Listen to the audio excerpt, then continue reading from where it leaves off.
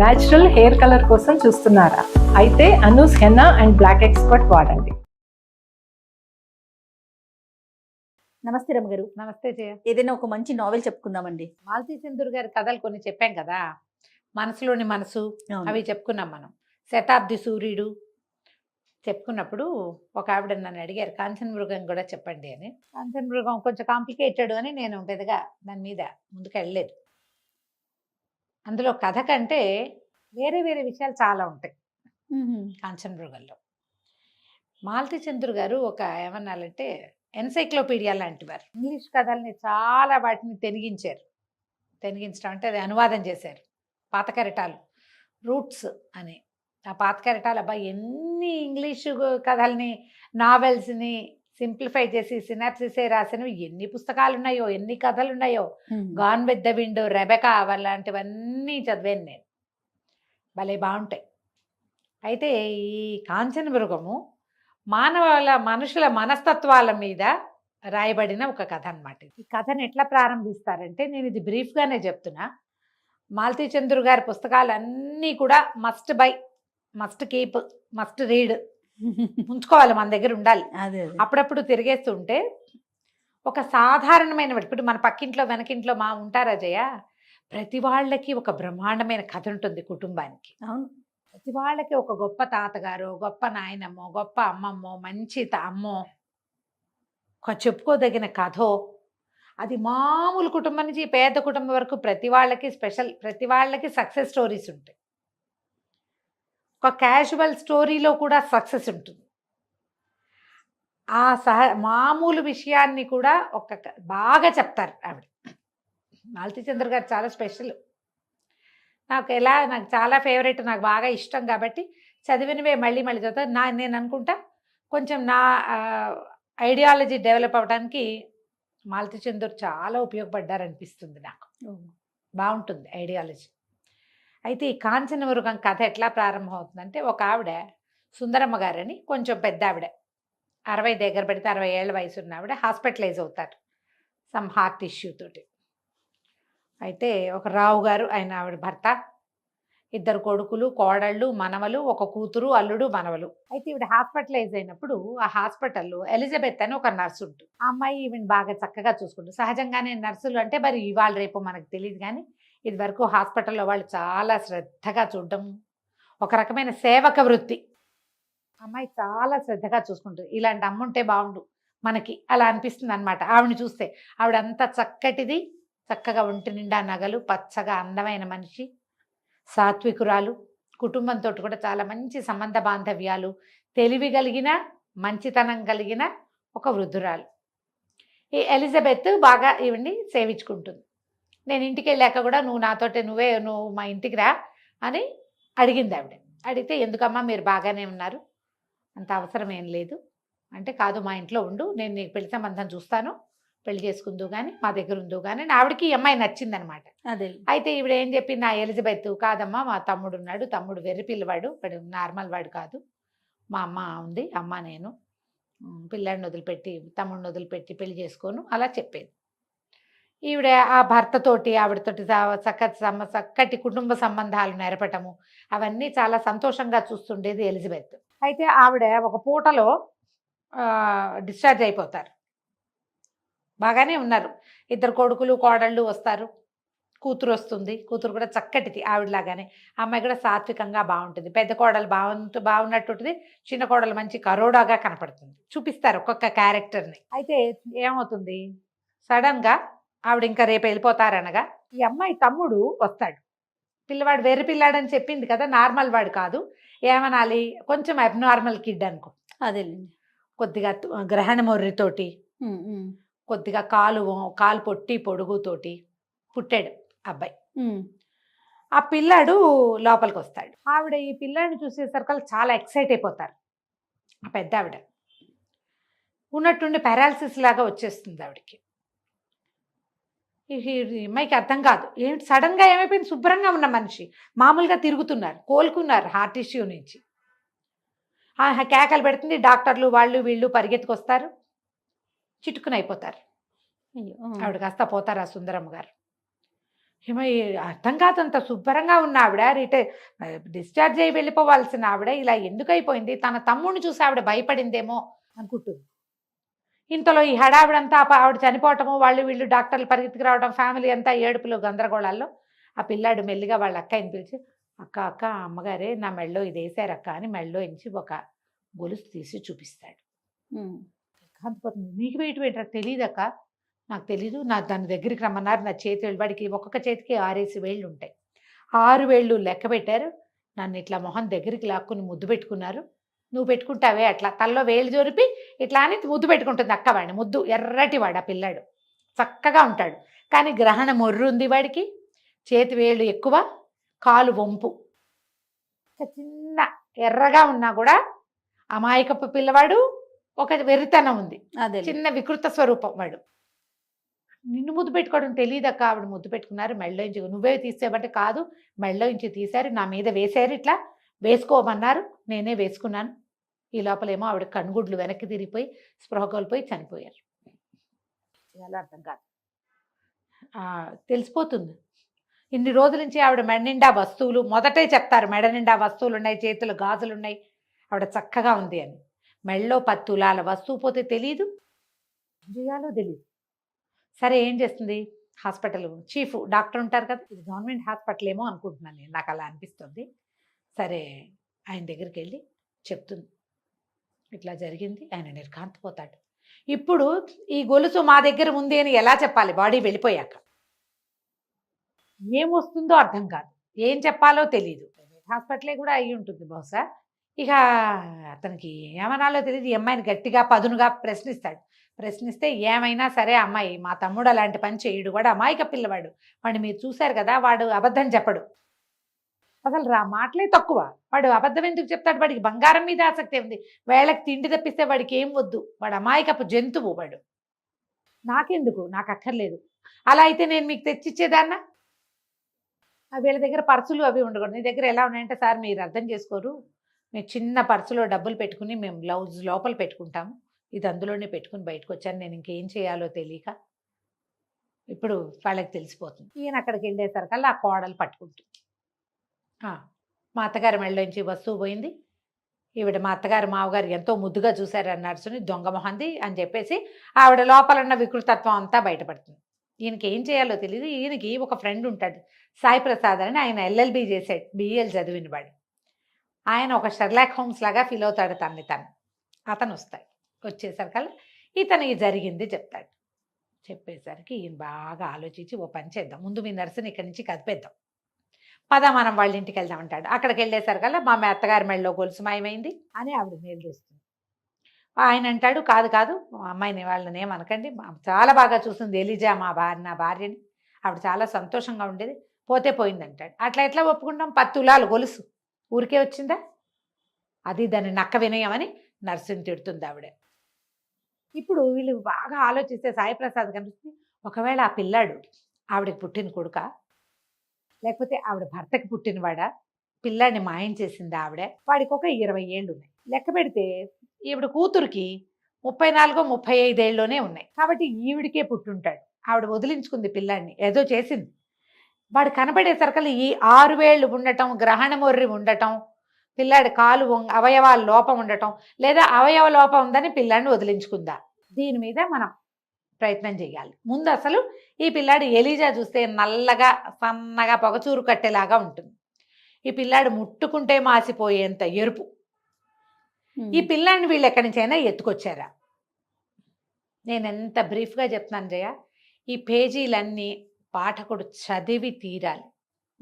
సుందరమ్మ గారి క్యారెక్టరు, ఆవిడ భర్త క్యారెక్టరు, వాళ్ళిద్దరి మధ్య ఉన్న అనుబంధం, ఎలీజా తోటి ఆవిడ ఎలా ఉంది, ఎలీజా ఆమెతోటి ఎలా ఉంది, కోడళ్ళు ఎలా ఉన్నారు, అది ఎంత బాగా చూపిస్తారంటే క్యారెక్టర్ని 4 వాక్యాల్లో ఇలా తెరిచి అరటిపండు వలిచి చేతిలో పెడతారు మాలతి గారు, అదే చాలా బాగా చెప్తారు. సాయి ప్రసాద్ ఇప్పుడు ఇది కనుక్కోవాలనుకుంటాడు. ముందు ఏం చేస్తాడంటే ఎలీజా వాళ్ళ ఇంటికి వెళ్తాడు. ఈ పిల్లాడు మీ సొంత పిల్లాడేనా, ఆవిడ బిక్క తెచ్చిపోతుంది, ఎలీజా నిర్ధారిపోతుంది, అమ్మ తమ్ముడు మన తమ్ముడు కాదా అంటుంది.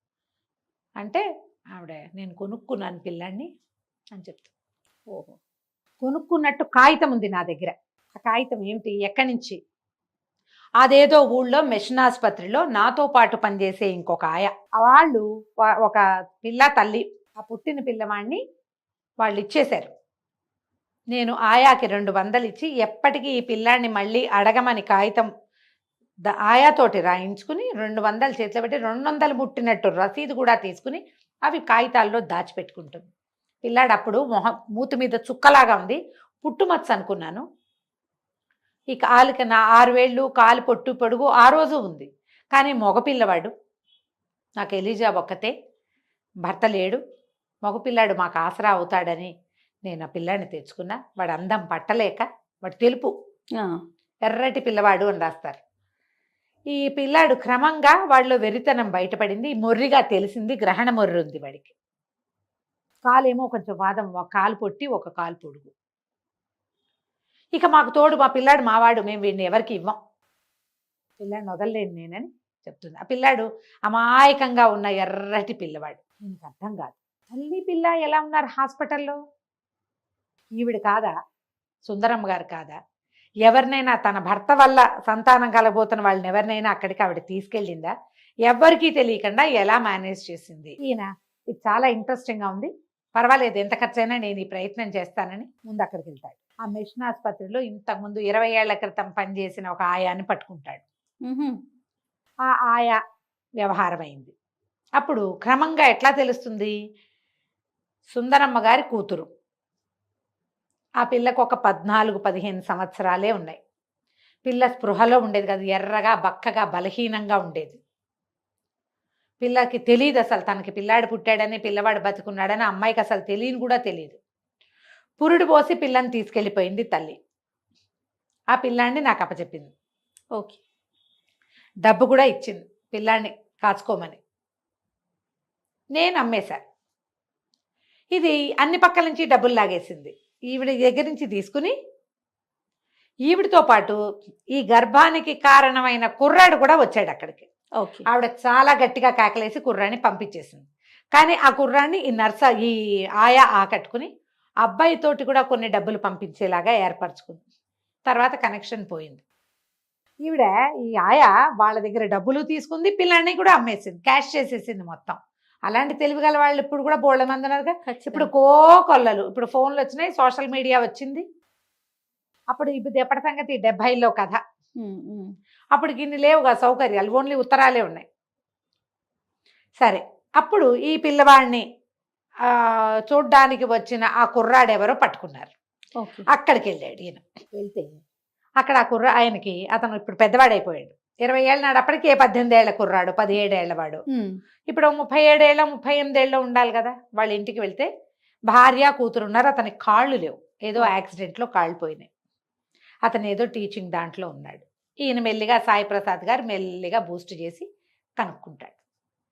కనుక్కుంటే అతను అదేదో చిన్నతనం, ఊరికే ఏదో చిన్న ప్రయోగంలాగా చేసాం, అనుకోకుండా తను ప్రెగ్నెంట్ అయిపోయింది. అప్పటికి మేము చాలా చిన్నవాళ్ళం. ఇతనికి 16 నుండి 17, ఆ పిల్లకి 14 ఏళ్ళు, 10th క్లాస్ కూడా కాదు. వాళ్ళ అమ్మగారు ఎప్పుడైతే ఇది తెలుసుకున్నారో నన్ను గట్టిగా వార్నింగ్ ఇచ్చారు. నన్ను వాళ్ళ ఇంటి ఛాయలకు కూడా రానివ్వలేదు. పంకజం ఆవిడ కూతురు పేరు. పంకజాన్ని ఎక్కడికో తీసుకెళ్ళిపోయారు. తర్వాత తిరిగి వచ్చారు. నేను నా బేబీ అక్కడ ఉన్నాడని నేను వెళ్ళా అక్కడికి. తర్వాత ఆ ఆయా నన్ను కూడా రానివ్వల. నేను కొంత డబ్బు ఇచ్చా కొంతకాలం పాటు. తర్వాత ఏం జరిగిందో కూడా నాకు తెలియదు. వాడికి నాకు పిల్లవాడు చనిపోయాడని ఉత్తరం రాసింది. చనిపోలా, పోగొట్టేసింది అదే. పిల్లవాడు పోయాడు అనుకుంటున్నారు. అయిందా? ఇప్పుడు ఈ అప్పుడు జరిగిన సందర్భం ఈ ఆయా ఏం చెప్పింది దీనికి, ఆవిడ ఒక మంచి తెల్లటి దెబ్బపండు లాంటి రంగున్న మనిషి, పిల్ల చిన్నపిల్ల, ఆవిడ దగ్గర బాగా సొమ్ము ఉంది. ఆ సమయానికి ఆవిడ భర్త ఫారిన్ వెళ్ళారు. ఫారిన్ వెళ్తే మగపిల్లలిద్దరిని ఎవరికో అప్పచెప్పి ఆఖరి పిల్ల అయిన కూతురుని తీసుకుని ఈవిడ మిషన్ ఆసుపత్రికి వచ్చి రహస్యంగా పురుడు పోసి పిల్లవాడిని వదిలిపెట్టి వెళ్ళిపోయింది. కూతురుని తీసుకెళ్ళిపోయింది ఆవిడ. ఆ పిల్లాడు అబ్నార్మల్ కిడ్, పుట్టినప్పుడే వాడు సరైన పిల్లవాడు కాదు. కానీ ఆవిడ పుట్టిన బిడ్డని తల్లి చూడలా, అమ్మమ్మ చూసింది. పిల్లాడి చేతికి 6 వేళ్ళు ఉండటం, కాళ్ళు తేడాగా ఉండటం, వాడికి గ్రహణ మొర్రు ఉండటం, అచ్చు గుద్దినట్టు ఆ కుర్రాడి పోలిక, తండ్రి పోలిక. ఆవిడ ఆ పిల్లాడిని హాస్పిటల్లో చూడంగానే గుర్తుపెట్టేసింది. ఎందుకంటే ఇదే వయసులో ఆ కుర్రాడు తమ ఇంటి చుట్టూతా తిరిగాడు, తన మ్మ్. కూతురుతోటి స్నేహం చేసిన వాడు. మొహం గుర్తుపట్టేసింది, చేతి వేళ్ళు చూసేసరికి పిల్లాడు బతికున్నాడని తెలిసిపోయి పిల్లాడిని ముద్దు పెట్టుకుని ఆ మెళ్ళో వస్తువు వాడికి ఇచ్చింది. ఇప్పుడు దీన్ని ఎట్లా ఒక లైన్లోకి తీసుకురావాలి? పంకజానికి పెళ్ళయింది, 2-3 పిల్లలు ఉన్నారు, ఫారిన్లో ఉంటుంది. ఈ అమ్మాయి వచ్చింది, వాళ్ళ ఆయన పిల్లలు కూడా వచ్చారు. తల్లి పోయేసరికి భర్త పిల్లలు కూడా వచ్చారు. ముందు పంకజం ఒక్కతే వచ్చింది. ఇప్పుడు దీన్ని ఈ ఈ పిల్లవాడిని చూసి మీ అత్తగారి గొలుసు ఇచ్చిందని కోడలికి చెప్పచ్చా? ఉమ్. ఏనాటి కథో ఈ అమ్మాయి కథని బయటికి తీసుకురావచ్చా? లీస్ట్ బాధాడుగా ఉన్నాడు ఆ పిల్లవాడి తండ్రిగా చెప్పబడుతున్న ఆయన, కాళ్ళు లేవు. ఈయన బాగా ఆలోచించుకుని ఈ వస్తువు మా దగ్గరే ఉంది అంటే మాధవి ఆవిడ రెండో కోడలు ఎట్లా రియాక్ట్ అవుతుందో తెలియదు. పంకజానికే చెప్తాడు. ఉహు. ఆమెతో మాట్లాడాలని పిలిచి చెప్తే ఆవిడ ఒక చిన్న నవ్వు నవ్వుతుంది అమ్మాయి. నేను చాలా చిన్నదాన్నప్పటికీ ఏవిధో పుస్తకాలు చదివి మేమిద్దరం ఒక ప్రయోగం లాగా చేసాం. అది మా అమ్మకి తెలిసింది, అనుకోకుండా ఈ ప్రెగ్నెన్సీ వచ్చేసింది. ఉమ్. మా అమ్మ నన్ను అక్కడికి తీసుకెళ్ళింది. 24 గంటలు మత్తులండి. ఆ పిల్లాడి మీద నాకు ఏ వ్యామోహము కలగకుండా, ఆ ప్రెగ్నెన్సీ మీద మామూలుగా ఏముందమ్మా, గర్భస్థ శిశువు పట్ల వ్యామోహం కలుగుతుంది తల్లులకి. అవును. ఎంత చిన్న పిల్లైనా, 12 ఏళ్ళు 13 ఏళ్ళ పిల్లలకైనా లోపల పెరిగిన శిశువు మీద ఉంటుంది పాశం. అది తెలియకుండా నన్ను ఒక రకమైన ట్రాన్స్లో ఉంచి నా జీవితాన్ని మా అమ్మ మళ్ళీ బిల్ట్ చేసింది. మీకేమీ రిగ్రెట్ లేదంటే, నాకేం తెలీదు. ఇప్పుడు రిగ్రెట్ అయ్యి అదేదో తెచ్చుకొచ్చి ఈ మొత్తం జీవితాన్ని మా అమ్మ ఏ సౌధాన్ని నా కోసం కట్టిందో దాన్ని పాడు చేసుకున్నా నేను. వాడు ఎక్కడో పెరుగుతున్నాడు, హాయిగా ఉన్నాడు, ఎందుకు వాడి జీవితాన్ని నేను పాడు చేయటం? నాకేం మాతృత్వ భావన తెలియదు అసలు నాకు. మరి మీ వదిన గారు అడుగుతారు గొలుసు కోసం, మా వదినకి ఏం సంబంధం? మా అమ్మ బంగారం మీద, మా అమ్మ బంగారం నాది. అందులో రాస్తారు జయ, తల్లి బంగారం కూతురుది. మా అమ్మకి మా వదినకి ఏం సంబంధం? ఆవిడకేం సంబంధం లేదు, ఆవిడకి ఏం సంబంధం లేదు. ఆవిడ నేను ఎలా నోరు ముయించాలో నేను చూసుకుంటాను. ఈ గొలుసు మా అమ్మ ఎవరికి ఇవ్వదలుచుకుందో వాళ్ళకి అప్పచెప్పండి. వాళ్ళని నాకు చూపించాల్సిన అవసరం లేదు. వీళ్ళు ఏం చేస్తారు, ఎలిజా వాళ్ళని ఇక్కడ వాళ్ళు పోలీస్ రిపోర్ట్ ఇస్తామంటుంది కోడలు. అందుకని వీళ్ళని ఇంకో చోటకి తరలిస్తారు. అక్కడెక్కడో ఊటీలో ఎవరో ఫ్రెండ్స్ ఉన్నారు, మీరు అక్కడికి వెళ్ళిపోండి అని చెప్పి. కథ ఎట్లా బిగువుగా సాగుతుందంటే జయ, ఇందులో ఎన్ని క్యారెక్టర్లు ఉన్నాయి. రావు గారు భార్య, చనిపోయిన పెద్దావిడ. ఆ రోజుల్లో ఈ పిల్ల ఎప్పుడైతే తన కూతురు కన్సీవ్ అయిందో, ఆ చిన్న 14 ఏళ్ల పిల్ల, ఆ సమయానికి ఆవిడ అదృష్టం బాగుండి భర్త ఫారిన్ వెళ్తారు. అప్పుడు అమెరికా నుంచి ఇన్ని ఫోన్లు, వీడియో కాల్స్ అవి ఏమనే, ఒట్టి ఉత్తరాలే, టెలిగ్రాములు ఉత్తరాలే ఉండేవి. ఏరోగ్రామ్ అనేవాళ్ళు, ఫారిన్ నుంచి వచ్చే ఉత్తరాన్ని ఇన్లాండ్ కవర్ లాగానే ఏరోగ్రామ్ రాయటం అని ఉండేది, వారం పట్టేది. ఆ సమయంలో ఈవిడ కూతురుని తీసుకుని ఆ ఊరు వెళ్ళిపోయి, ఈ తెలియక చేసిన ఒక పని వల్ల వాళ్ళ జీవితాంతం రిపెంట్ అవ్వాలి కదమ్మా.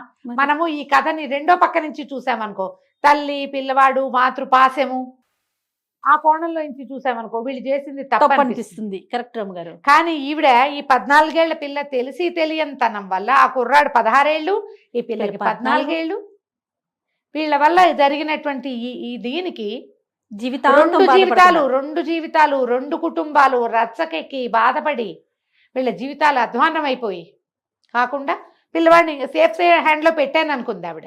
కానీ వాడు అటు తిరిగి ఇటు తిరిగి ఏదో ఒక సేఫ్ హ్యాండ్లోకి చేరాడు, అంతే, ఏదో ఒక చోటకి చేరాడు. వాడి జీవితం అక్కడ కూడా బాగానే ఉంది. ఇది మనకు అప్పుడప్పుడు ఇదేదో పొరపాటు జరిగింది అలా అనిపిస్తూ ఉంటుంది. కానీ ఒక తల్లి దృష్టిలో ఇది చాలా కరెక్ట్గా చేసింది, చాలా కరెక్ట్ అయిన పని కదా. ఇటీవల ఒక సంగతి ఎవరి దగ్గర విన్నాను జయ, ఏదో పెళ్లి చేశారు, ఆ భర్త చావగొట్టి చెవులు మూసి కాల్చుకు తినేసాడు ఆ పిల్లని, పంపించేశాడు పుట్టింటికి, నువ్వు నాకు అక్కర్లేదు అని. అప్పటికి ఆ పిల్ల కడుపుతాం. నిజానికి తెలివిగల తల్లి, పిల్లల జీవితం మీద ఆసక్తి, సరైన ఐడియా ఉన్న తల్లి అయితే ఏం చేయొచ్చు జయ, నువ్వు చెప్పు. ఇలాంటప్పుడు ఒక మామూలుగా ఆలోచించు. ఈ కాలంలో ఒక తల్లి అయితే కనుక ఏం చేస్తుంది? కడుపుతో వచ్చేసింది, దాన్ని మనం ఏం చేయలేకపోతాం. టెర్మినేట్ చేయటం అనేది కరెక్ట్ కాదేమో అని అనిపిస్తోంది నీకు. టెర్మినేట్ చెయ్యరు అనుకో, చెయ్యరు. ఆ పిల్లాడిని గంటుంది, పిల్లనో గంటుంది, పిల్లాడు పెద్దవాడు అవుతాడు. ఈ పిల్లకి ఇంకో జీవితం కుదురుతుందా? ఇంకా వీళ్ళు చూసుకోగలిగితే ఈ పిల్లకి ఇంకొక జీవితం ఇవ్వచ్చు, కానీ చూడగలరు లేదో. టెర్మినేట్ చేయకుండా ఉంచి ఆ పిల్లాన్ని పెంచాల్సి వచ్చి దానికి ఇంకో పెళ్లి లేదు, వాడెవడో దౌర్భాగ్యుడు పరమ రాక్షసుడైన వాడి తాలూకు సంతానాన్ని మొయ్యాల్సి వచ్చింది, పెంచాల్సి వచ్చింది. ఇప్పుడు తన పిల్లల దృష్టితో ఆలోచించాలా, ఈ లోపల ఉన్న దాని గురించి ఆలోచించాలా? ఎవరైనా ఏం చేస్తారు ఇప్పుడు? చట్టం, న్యాయం ఇలాంటివి మాట్లాడుకుంటే ఇలాంటి పనులు చేయకూడదు రమ్మగారు. అవునా కదా? చట్టం దృష్టిలో నేరం. ఇప్పుడు కాదుగా, ఇప్పుడు కాదు, ధర్మం కూడా కాదు, భ్రూణహత్య మహాపాపం, ఇది చేయకూడదు. పోనీ కన్న సంతానాన్ని వాడు తీసుకుంటాడంటే వాడు తీసుకోడు. పోనీ అక్కడ తీసుకుంటే మాత్రం వాడు రాక్షసుడు, పెళ్ళాన్ని చావగొట్టి చెవులు మూసేవాడు. అందుకని సంతానాన్ని ఎవరికో కూడా ఇచ్చేసి ఉండలేరు. ఇలాంటి విపత్కర స్థితిలో ఒక తల్లి తెలివిగల ఆవిడ ఏం చేశారు రమ్మగారు? ఈవిడ ఇదే చేశారు. ఆ సంగతి అడక్కు. అలాంటి పరిస్థితులు వచ్చినప్పుడు ఎప్పుడు కూడా మనం ఇతరులని ఎగ్జాంపుల్గా తీసుకోకూడదు. నీకేది ఇంపార్టెంట్ చూసుకోవాలి. ఒకటి ధర్మం అనేది ఒక పెద్ద పాయింట్ అయితే, జీవితం అనేది ఇంకా పెద్దది. జీవితమే పెద్దది ధర్మం కంటే. ఎప్పుడు కూడా తన్ను మాలిన ధర్మం మొదలు చెడ్డ బేరం చేస్తారు. అట్లా తెలివిగల వాళ్ళు చేసే విధానం ఒకటి. ధర్మం పక్కన నిలబడాలని, ధర్మం ఎప్పుడు నీ పక్కన నుంచోదు, నువ్వు దాన్ని ఎంతసేపు ముందుకు తీసుకెళ్లాల్సిందే, అనుభవించాలి దాన్ని. కష్టమో నిష్ఠూరమో ఏదైనా కానీ ఎవరి విజ్ఞతను బట్టి వాళ్ళు చేస్తారు. మనం వాళ్ళ పక్షాన మాట్లాడలేము, వీళ్ళ పక్షాన మాట్లాడలేము, పరిస్థితులను బట్టి. ఈ సుందరమ్మ గారి పరిస్థితి ఇది. ఆవిడ ఆ పని చేస్తారు. ఎప్పుడైతే ఈ పిల్లాన్ని చూశారో ఆవిడ గుర్తుపట్టి ఆ బంగారు వస్తువు ఇస్తారు. కథ ఎంత పట్టుగా బిగువుగా, మనం ఏ పక్షం వహించాలో తెలియని ఒక దాంట్లో మనని చివరి దాకా తీసుకెళ్తుంది. కాంచన మృగం చాలా బాగుంది రమ్మగారు. చదవండి, మీకు దొరికితే కనుక. డెఫినెట్గా నేను చెప్పిన దానికంటే 100 రెట్లు బాగుంటుంది. డెఫినెట్గా అండి. అయితే ఆన్ స్క్రీన్ మీరు నాకు ఆన్సర్ చెప్పలేదు. ఆఫ్ స్క్రీన్ అయినా నాకు కెమెరాస్ ఆఫ్ అయ్యాక ఆవిడ ఏం చేశారో నేను తెలుసుకోవాలనుకుంటున్నాను. ఎవరి ధర్మం వాళ్ళది చేయాలి, దాని మీద వాళ్ళ అవగాహనని బట్టి వాళ్ళ ఇప్పుడు ఏం చేయాలి అనేది నా దగ్గరకు వచ్చిన ప్రశ్న. అదే పరిస్థితి ఒకటి ఉంటుంది కదా రమ్మగారు. సో సారీ అండి, ప్రేక్షకులకి నేను చెప్పలేకపోయినా రమ్మగారిని అడిగి నేనైతే తెలుసుకుంటాను. వాళ్ళు ఏం చేశారో నాకు తెలీదా రమ్మగారు? నన్ను అడిగారు ఇప్పుడు ఏం చెయ్యాలి, మీరు ఏం చెప్పారు, సలహా నాకు చెప్పండి. నేనేం చెప్తాను జయ, మామూలుగా నేను చెప్తాను రమ్మగారు. విను, నేనేం చెప్తాను మామూలుగా, మీరు రాసుకోండి ఏది ముఖ్యం మీకు. ఇప్పుడు అది తప్పో ఒప్పో ఇతరుల మీదకి ఎందుకు వెళ్ళిపోవాలి? వాళ్ళు చెప్పారు కాబట్టి మేము చేసాం అనకూడదు. మీకై మీరు చేయాలి ఏదైనా సరే. అందులో ఇలాంటి పరిస్థితి అప్పుడు మీకై మీరు చెయ్యాలి, సలహాదారులు కాదు. ఎవరైనా గురువుగారు ఉంటే బోధించవచ్చు ఒకటి, లేదా ఒక తల్లి మీ పిల్ల 25 ఏళ్ళు పెరిగిన పిల్ల లోపల ఉన్న ఒక 3-4 వారాల 6 వారాలదా ఎలాంటి భవిష్యత్తు ఇవ్వగలుగుతాం మనం? ఇవి ఎవరికి వాళ్ళు ఆలోచించుకోవాలి కదమ్మా.